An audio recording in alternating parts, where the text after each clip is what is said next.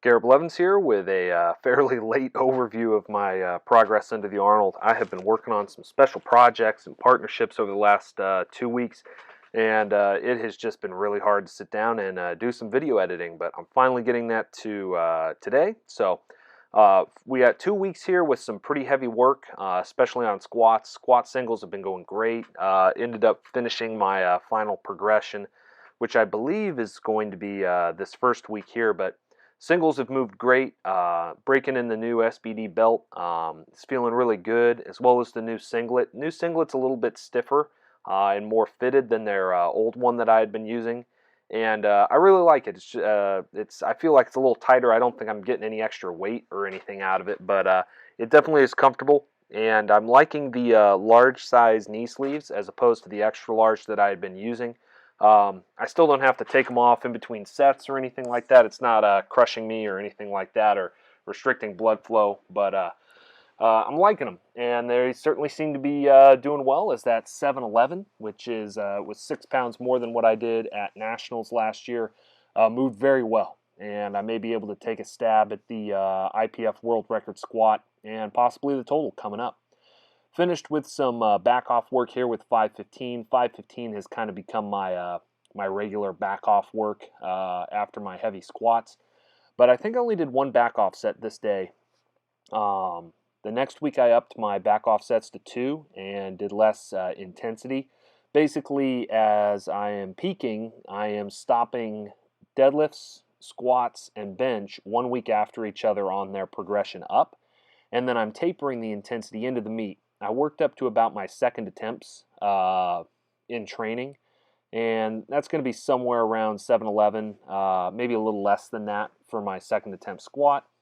720 was the deadlift I did. That's probably a little over my second too. Second attempt on deadlift will probably be maybe closer to 715 or something like that, I think. And then bench press, I think I'm going to probably be in, I don't know. Bench press is a question mark. I'm still waiting to see how the training goes on that. But I did a 460 on this week, and it moved pretty well. But basically, as I start lowering the intensity of those top singles, I'm going to be upping my back off work by a set. And then I'll taper the volume in the final 3 weeks leading into the meet. So about 6 weeks out, intensity is going to peak, even though I start tapering my deadlift a little bit before my squat and my bench. But intensity peaks about 6 or 5 weeks out, and then volume continues to increase until about 3 weeks out, and then at 3 weeks, volume starts to decrease as well as intensity leading into the meet. And that historically has worked pretty well for me, where I taper intensity first and taper volume second. So you see here similar progression with that 640 there, just as the last week leading up to 711 had that, and then 675 here. This is probably about opener, but I was still pretty fatigued from that 711 the week before. You'll see it was a smooth rep, but it was a little slower than I would have liked, and slight looseness in the bottom there. Definitely feeling the fatigue at that point. And then two back off sets instead of one with 515. There's just one shown here because they're really not that exciting. I ended up beveling the belt, the inside of the SBD belt on the corner. Since the belt overlaps, it can dig in sometimes depending on where it's setting. And so I talked to Bryce Lewis, and he gave me some advice on where to get a leather beveler. It's this little thing that shaves stuff off just a little strip at a time. And so you can round off any of the edges of the belt that are kind of irritating or any of that stuff. But yeah, you can definitely see head down after the the set there, pretty fatigued. Here you see 445 on the bench, smooth rep, no bar speed slowing, felt pretty good about that one. And then 460 here. This felt pretty darn good. Benches felt a little off this entire training cycle. This was smooth, but a little slow, but it still was, I was happy with it because that's getting up close, probably around second attempt for that as well. So bench moving okay, but squat and dead's moving very well.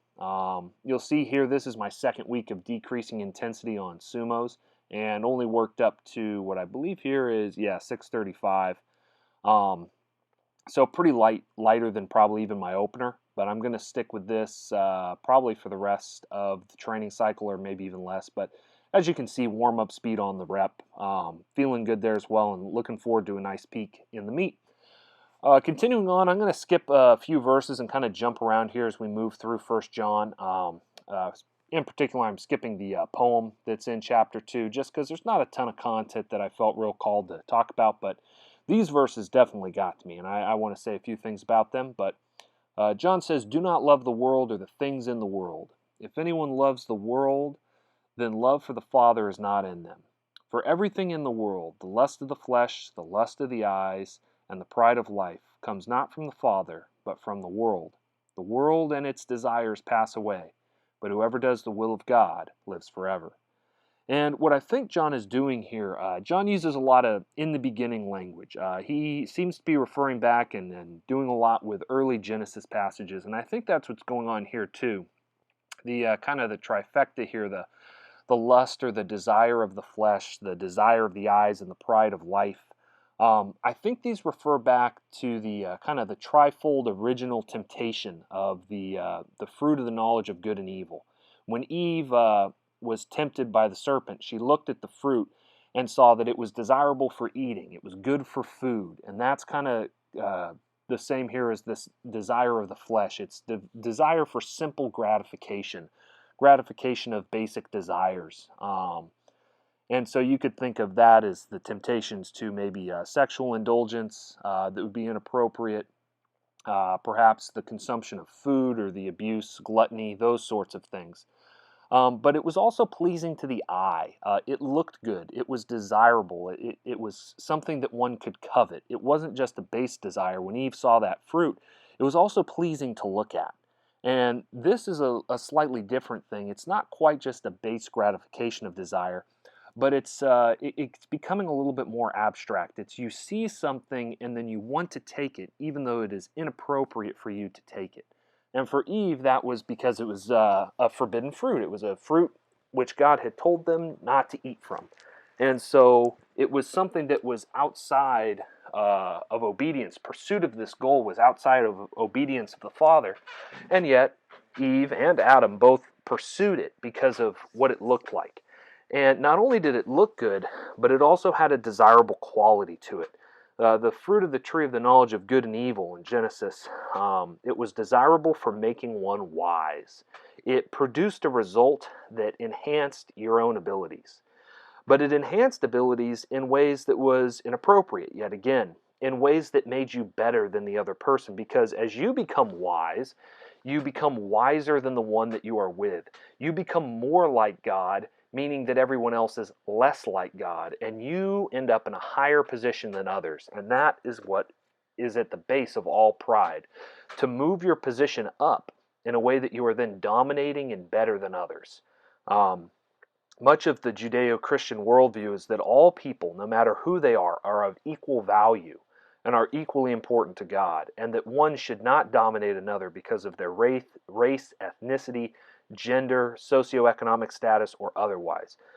Tremendous amounts of the Old Testament law are concerned with the foreigner, the one that is traveling or sojourning through Israel, and that the same law the Israelites have should be applied to that person. That same desire for equality is found within Christian values and is played out in the New Testament as Jesus over and over again confronts social stereotypes and stigmas in very interesting ways. I don't have time to get into the examples, and he ends up stepping across boundaries within society and really touching the untouchables.